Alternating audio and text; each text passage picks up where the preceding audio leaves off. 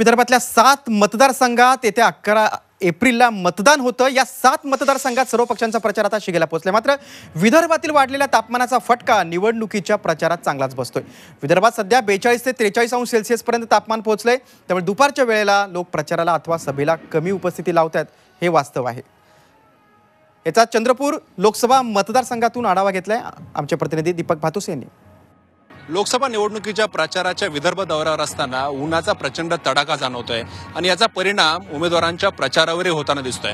दुपारी साधारणतः विदर्भातील प्रत्येक मतदारसंघांमध्ये प्रचार थंडावलेला दिसतोय आणि आपण अशाच चंद्रपूर लोकसभा मतदारसंघातील एका प्रचाराच्या ठिकाणी आलेलो आहोत। काँग्रेसचे उमेदवार बाळू उर्फ सुरेश धानोरकर यांची ही लहानशी चौकसभा आहे। दुपारी 3ची वेळ होती, आता 4 वाजून गेलेले आहेत, मात्र अजूनही लोक जमलेले नाहीयेत।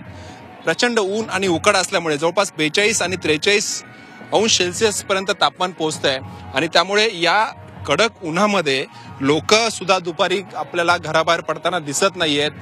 त्याचा परिणाम थेट प्रचारावर जाणवतोय। काँग्रेसची सभा असो, काँग्रेसचा प्रचार असो किंवा भाजपची सभा, भाजपचा प्रचार असो, प्रत्येक उमेदवाराला दुपारी प्रचार करताना स्वतः उमेदवारालाही उन्हाचा त्रास होतोय साहजिकच, मात्र लोकही उन्हामध्ये घराबाहेर पडताना दिसत नाहीयेत। त्यामुळे आपण बघतोय काँग्रेसच्या सभेसाठी अगदी तुरळक लोक या ठिकाणी उभे आहेत। कदाचित ऊन कमी झाल्यानंतर लोक पुन्हा या सभेसाठी जमतील। त्यामुळे अशा लहान चौकसभा घेण्याचा पक्षांचा जो सपाटा आहे तो साधारणतः रात्रीच्या वेळेस आपल्याला विदर्भात मोठ्या प्रमाणावर चौकसभा विविध पक्षांचे नेते आणि उमेदवार घेताना दिसत आहेत।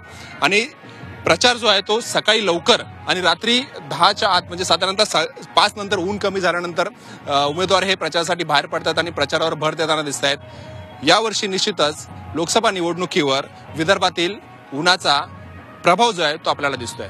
व्हिडिओ जर्नलिस्ट संदेश बैकरसह दीपक बातुसे, चंद्रपूर।